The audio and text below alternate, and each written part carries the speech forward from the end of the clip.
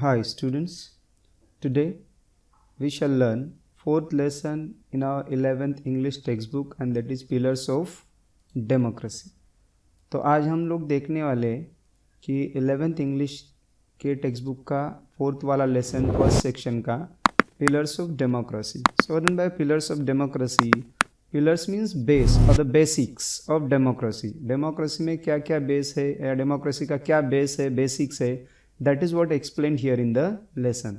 The present lesson is written by a very well-known diplomat, jurist, economist, social worker, none other than Dr. Babasaheb Ambedkar.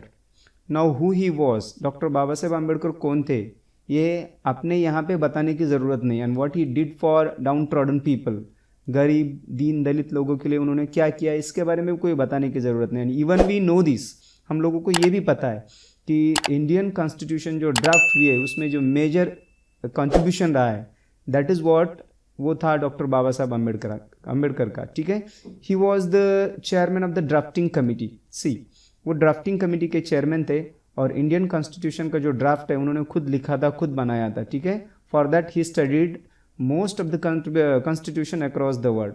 उसके लिए क्या किया उन्होंने, दुनिया की जितनी भी कॉन्स्टिट्यूशन है उसकी पढ़ाई की और उसकी पढ़ाई करने के बाद, उसको अच्छी तरह से समझने के बाद फिर उन्होंने इंडियन कॉन्स्टिट्यूशन में अपना योगदान दिया और इंडियन कॉन्स्टिट्यूशन लिखा. उसमें बहुत सारी चीज़ें, बहुत सारे articles that he borrowed from other countries.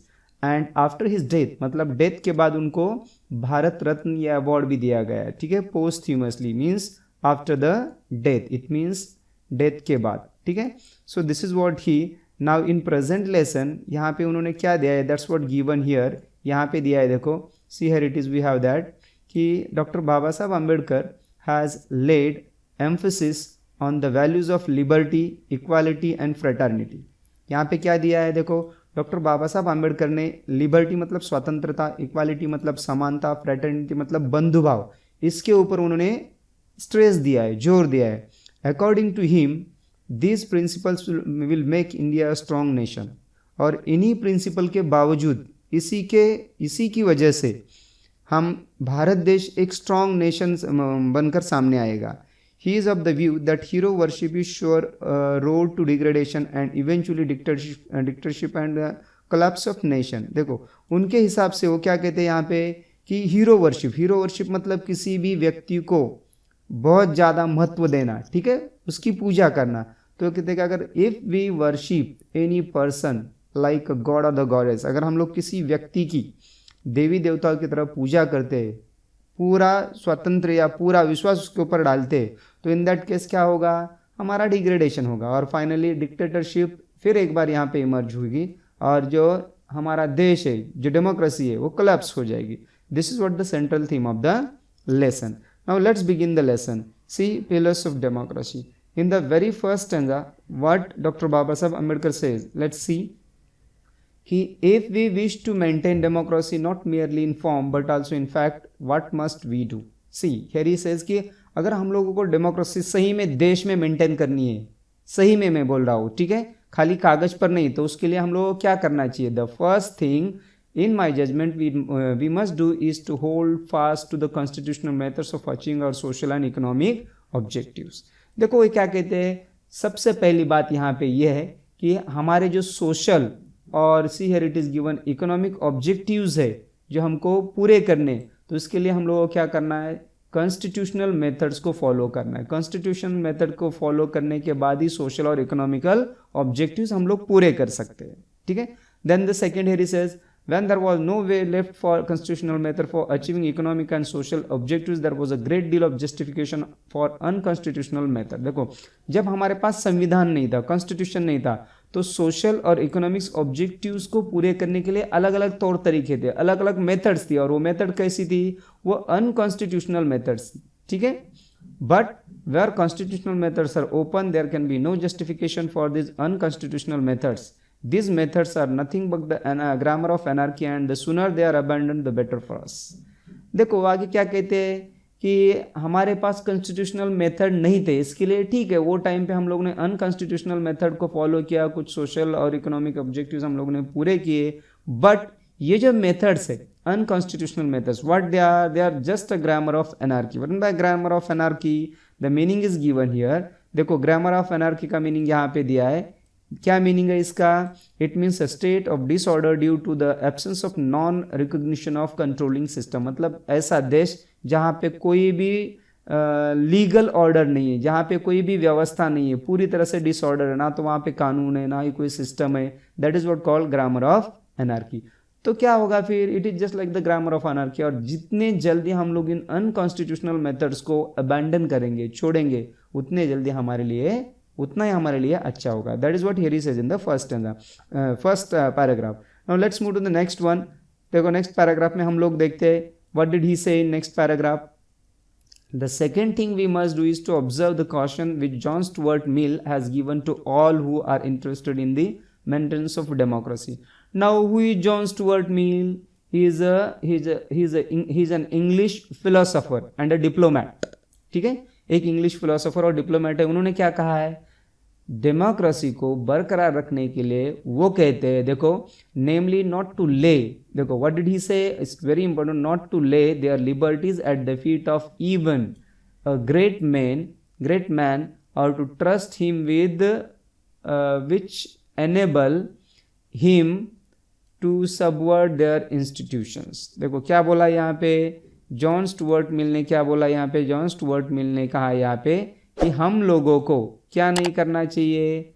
हम लोगों को, देखो, हमारी जो स्वतंत्रता है, liberty means here it is given, liberty का मतलब होता है स्वतंत्रता. हमारी ये जो स्वतंत्रता है किसी भी ग्रेट या फिर बड़े आदमी के पैरों में नहीं रखनी चाहिए. It means we should not surrender ourselves और सेल्फ एस्टीम, ठीक है, और लिबर्टी, हमारी स्वतंत्रता, हमारा स्वाभिमान किसी के भी पैरों में नहीं रखना चाहिए. जिसकी वजह से क्या होगा? वो इतना बड़ा हो जाएगा क्योंकि वो जो भी इंस्टीट्यूशंस है, फिर डेमोक्रेसी हो गई और दूसरे इंस्टीट्यूशंस हो गए, सोशल इंस्टीट्यूशन, इकोनॉमिक इंस्टीट्यूशन, ठीक है, एडमिनिस्ट्रेटिव इंस्टीट्यूशंस, सबको चेंज करेगा, बदल देगा. सब वर्ड मतलब डाइवर्ट करेगा. That is what here he says. किसने ऐसा कहा है? ऐसा कहा है जॉन स्टुअर्ट मिल ने, कि हमें हमारा स्वतंत्रता और हमें हमारा स्वाभिमान किसी के भी पैरों में नहीं रखना चाहिए, ताकि वो आदमी, अगर हम लोग ऐसा करते तो वो बहुत बड़ा पावरफुल बन जाएगा और पूरे सिस्टम को चेंज करेगा. There is nothing wrong in being grateful to great man who have rendered life long services to the country. देखो ये कहते हैं कि अगर देश के लिए किसी ने कुछ किया है तो उसके प्रति ओब्लाइज होना, उसको सम्मान देना, उसको रिस्पेक्ट करना, इसमें कोई गलत बात नहीं है. But there are limits to gratefulness. But देखो, रिस्पेक्ट के लिए या फिर ग्रेटफुलनेस के लिए एक लिमिट होनी चाहिए, ठीक है. As has been well said by the Irish patriot Daniel O'Connell. देखो दूसरा एग्जाम्पल उन्होंने यहाँ पे क्या दिया है? एक आयरिश पेट्रियट है. कौन है Irish patriot in the sense of freedom fighter, ठीक है, आयरलैंड के. तो उन्होंने क्या कहा है? हियर ही सेड कि उन्होंने ऐसा कहा है कि no man can be grateful at the cost of honour, no one can be grateful, see here it is given, at the cost of a chastity, and no nation can be grateful at the cost of its liberty. What a beautiful thought. देखो कितना सुंदर विचार Irish patriot Daniel ओ'कॉनेल ने यहाँ पे हम लोगों को दिया है. वो कहते कि कोई भी आदमी अपने सम्मान के बिना ग्रेटफुल या बड़ा नहीं हो सकता है. कोई भी औरत अपनी चस्टिटी मतलब पवित्रता के बिना बड़ी नहीं हो सकती, और कोई भी देश अपनी लिबर्टी के बिना बड़ा नहीं हो सकता है, महान नहीं कहलाता है. मतलब if we are having our own liberty then we have our existence. अगर हमारे पास हमारी स्वतंत्रता है तो ही हम अलग है, ठीक है, तो ही हमारे पास स्वाभिमान है. So that is what liberty is very important. Irish patriot Daniel O'Connell कहते हैं कि लिबर्टी, स्वतंत्रता होनी चाहिए. बीइंग अ नेशन, एक देश बनकर अपने पास हमारी स्वतंत्रता होनी चाहिए, ठीक है. We must be free and think as per our own wish and way. हम अपने तरीके से सोचने के लिए, कोई काम करने के लिए फ्री होने चाहिए. There shouldn't be any operation on us, हमारे ऊपर किसी का दबाव नहीं होना चाहिए. That is what the Irish patriot Daniel O'Connell say. Then next here he says, यहाँ पे डॉक्टर बाबा साहेब अम्बेडकर आगे कहते हैं कि this caution is far more necessary in the case of India than in the case of any other country. मतलब India के बारे में ये कॉशन बहुत ज़रूरी है हमें यहाँ पे बहुत खबरदारी या फिर एहतियात बरतनी पड़ेगी, बिकॉज इन इंडिया क्या होता है, यहाँ पे bhakti or may be called the path of devotion or hero worship plays a part in the politics unequaled in magnitude by the part it plays in the politics of any other country in the world। मतलब दुनिया के किसी भी देश के politics के अंदर जितने डिवोशन या फिर हीरो वर्शिप पार्ट प्ले नहीं करती है, जितने लोग बाकी लोगों को वर्शिप नहीं करते, इम्पोर्टेंस नहीं देते, उतने यहाँ पे इंडियन पॉलिटिक्स में देते। ठीक है, हीरो वर्शिप का मतलब क्या होता है? Hero worship means excessive admiration for somebody, किसी की बहुत प्रशंसा करना। तो हमारे यहाँ पे इंडियन पॉलिटिक्स में ये बहुत चलता है। ठीक है, आगे वो कहते हैं कि भक्ति इन रिलीजन में be a road to the salvation of the soul. ठीक है, धर्म पंथ संप्रदाय में भक्ति होती है आत्मा की सल्वेशन या फिर मुक्ति के लिए, बट इन पॉलिटिक्स भक्ति और hero worship is a sure road to degradation and in eventually dictatorship. देखो, पॉलिटिक्स में अगर हम किसी की भक्ति करते हैं, ठीक है, अंधभक्ति जिसको हम लोग कहते हैं, तो उस वजह से हमारा जो डेमोक्रेटिक सिस्टम है वो डिग्रेड हो जाएगा, वो लोअर लेवल पे चला जाएगा और डिक्टेटरशिप की फिर एक बार शुरुआत होगी। ठीक है, जिसको हम लोग हुकुमशाही कहते हैं। On the 26th of January 1950 we are going to enter into a life of contradiction. Contradiction means विरोधाभास, जिसको हम लोग कहते हैं अपोजिट सिचुएशन। 26 जनवरी 1950 को हम लोग एक कॉन्ट्रडिक्शन के वर्ड में एंटर करने जा रहे हैं। कैसे? In politics we will have equality and in social and economic life we will have inequality. देखो, पॉलिटिक्स में क्या हुआ था 26 जनवरी 1950 को, और कॉन्स्टिट्यूशन केम इनटू इफेक्ट। उस दिन हमारे संविधान की शुरुआत हुई यहाँ पे। ठीक है, तो कहते हैं politically now we are equal from this day onward. इस दिन के आगे हम लोग पॉलिटिकली सब लोग इक्वल है। बट व्हाट अबाउट, ठीक है, what about what? Social and economic life. Social और इकोनॉमिक मतलब सामाजिक और आर्थिक जीवन के बारे में क्या है? We will have inequality there. वहाँ पे अभी भी इनइक्वालिटी है, असमानता जिसको हम लोग कहते हैं।